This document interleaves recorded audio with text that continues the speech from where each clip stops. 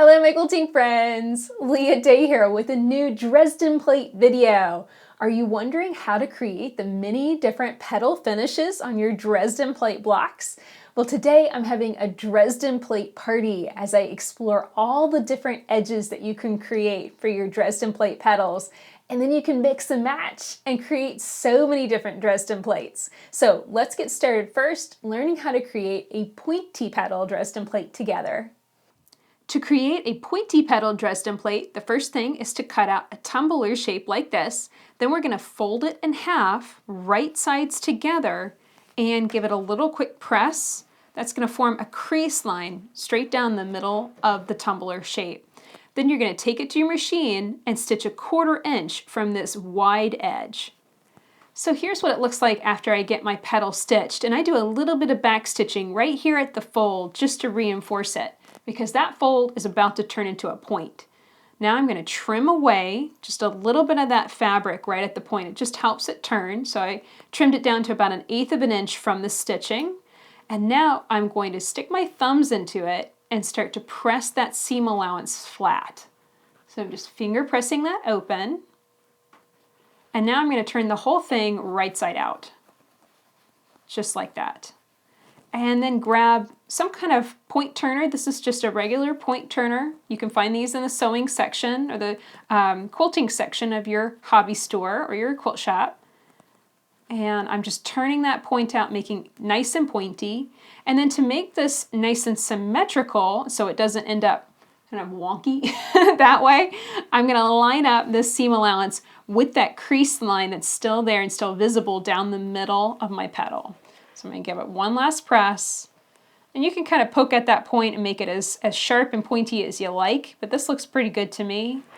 And there we go. That is how you create a pointy petal Dresden plate.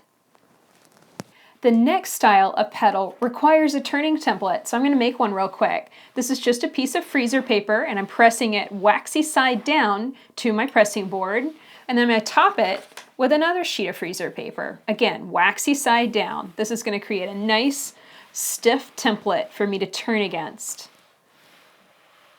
Pressing the freezer paper together has created this nice stiff template, and now I need to cut it. I just need a 1-inch strip with nice straight sides. So I'm just going to cut this using my rotary cutter and ruler so I know that the edges are nice and straight. So I cut off one side, then I'm going to line up my ruler and cut a 1-inch wide strip. So here's my tumbler shape. I want to turn this into a straight edged petal with a nice folded straight line across here. So what I'm going to do is line up the 1/4 inch mark on my ruler with the edge of that petal shape, and then I'm going to take my turning template and just back it right up against it so I know that that turning template's exactly 1/4 of an inch from that edge. And now I'm going to press waxy side down, and that's going to adhere lightly to my fabric. Now I've just sprayed a little bit of spray starch into a little cap, and I'm using a paintbrush, and I'm going to paint just a little bit of starch right along this edge. This helps the fabric to fold really nice and crisply against that turning template. So now I'm going to fold up that edge and give it a press, and that's going to dry the starch and create a perfectly nice crisp fold. So give it a good press from the right side, flip it over, give it a good press from the wrong side. Ooh, watch out for that waxy, the waxy side of the freezer paper. Don't make a mistake like that. Okay, there we go. And now just carefully remove our turning template. It's going to be quite sticky when you first get started. You can use this multiple times. You can turn lots and lots of Dresden plate petals with that. So there we go. That's how you create a straight edge Dresden plate petal. You can create pointy and straight edge Dresden plate petals using template number 1, number 3, and number 5 from the Dresden plate template set. The next style of petal I want to show you is a turned curved edge Dresden plate petal. And to get started, we're going to need to create a turning template. You can find this within the Dresden plate template set. It's included in a little instruction sheet within the set. And you'll want to make a copy of the template, the turning template for that particular shape that you're working with. So here I've made a copy of number 6, and it's on the paper side of freezer paper again. So I'm going to press this waxy side down on my pressing board. And then I'm going to top it with another piece of freezer paper, just exactly the same way we did before, to create my turning template. Now I'm going to grab a pair of scissors and cut this out real quick, so that way we can turn this petal really easily together. So here's my petal shape. I'm going to top it with my turning template, waxy side down, and just give it a good press with my iron. And I'm using a hot, dry iron throughout this video. Steam is not really your friend for this kind of thing. I really want it nice and dry, and that's going to help dry the starch really fast. So again, I've got a little bit of spray starch here. I've just sprayed it into a cap, and I'm going to paint right along the edge, and it's about maybe 1/8 of an inch from the edge of that template right onto the fabric. And I only want to paint a little bit because the longer the fabric is wet, then the longer the template is wet, and that edge can start to soften. So here now I'm pulling up that fabric and over the edge, and then I'm using the tip of my iron to really nudge it and press against it. And that's how I get that little kind of, that little tricky corner nice and straight and pressed against it. So I'm going to get it nice and pressed over, and then grab my starch again and paint on a little bit more. And you want to go slow with this. Take your time. Don't try and do the whole thing at once, paint on the starch all at once. It will make the edge of the template way too wet, and then it'll soften up too much, and you won't be able to get a nice, crisp, smooth turned edge. This is one of those things you kind of just have to kick back and be patient, you know, get a comfortable seat, turn on something on Netflix, and turn all of these edges one by one very carefully. Okay, so this looks good. See, it didn't take that much time. I've got a little bit of fabric here winging up, so I'm just going to take my iron and smush it into submission. I'm going to make it behave, you know, depending on how curvy you are. This is template number 6, so it's quite curvy because it's a very narrow piece, so you're going to have a lot more excess fabric here. So I'm going to take my scissors now and trim this down to about 1/4 of an inch away from that turn, or away from that folded edge. So that looks good. Give it another press. Now that the fabric's under control, it's going to be easier to press. There we go. That looks good. And now I'll carefully remove the template. Oop, that's hot on that end. I think I'll remove it from that corner instead. There we go. Just watch out for the heat of your iron. It really will heat everything up. And just gently pull that away from the turning template. Again, you can use this turning template multiple times so long as you're careful about those edges and making sure it doesn't get too wet. And then now I can just press the whole thing with my hot, dry iron, and that is how you create a beautiful turned, folded edge, beautiful curve for your Dresden plate petals. There's another way to get a beautiful curved edge to your Dresden plate petals. You can put fusible web along here and then just simply cut it out right on the line. So let me show you how to do that. I've taken a scrap of fabric, and this is bigger than I need. It's wider than I need, and I'm going to stick on 1-inch wide fusible web strips, and I'm using Steam-A-Seam Light 2. This is my favorite kind of fusible web. And so I've just laid it out here in a nice straight line, and I'm going to give it a quick press to set it.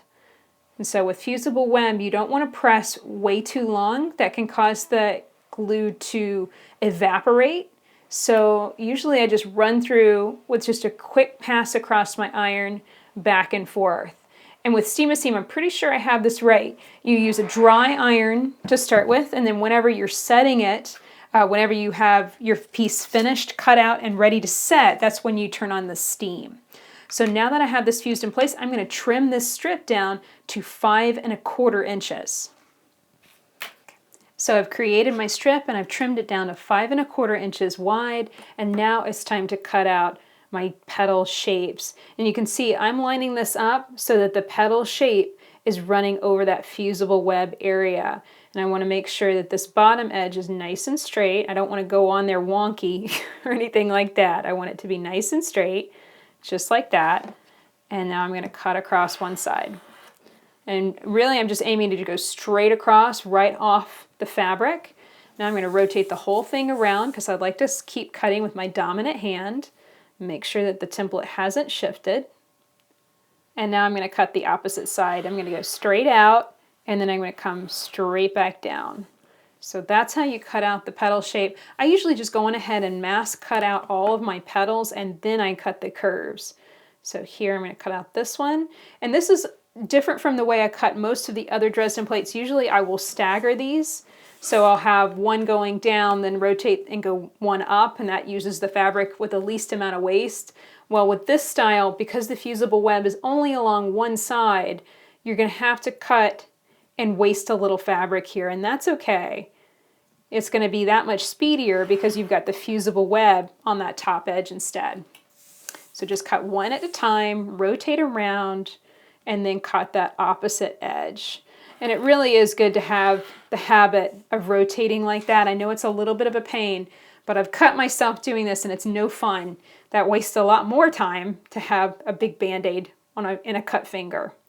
So now let's cut out this curved edge. And this is one of those situations you really want this to be perfectly smooth edge because this is fusible. We're not turning it under. So what you cut is what you get. So sometimes I'll even nudge the template down ever so slightly to make sure that I have basically the edge of the fabric extending beyond the edge of the template, and that just ensures that I'm going to have fusible web all the way to the edge of that curve, and I'm not going to have some kind of weird straight edge down here. So just watch out for that.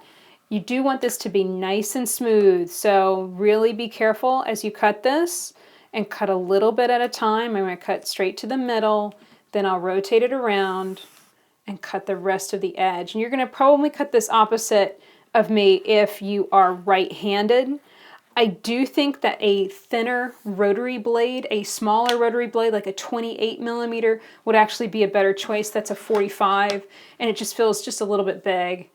Now, I just realized something. I've done this all backwards, and so this is a good learning experience.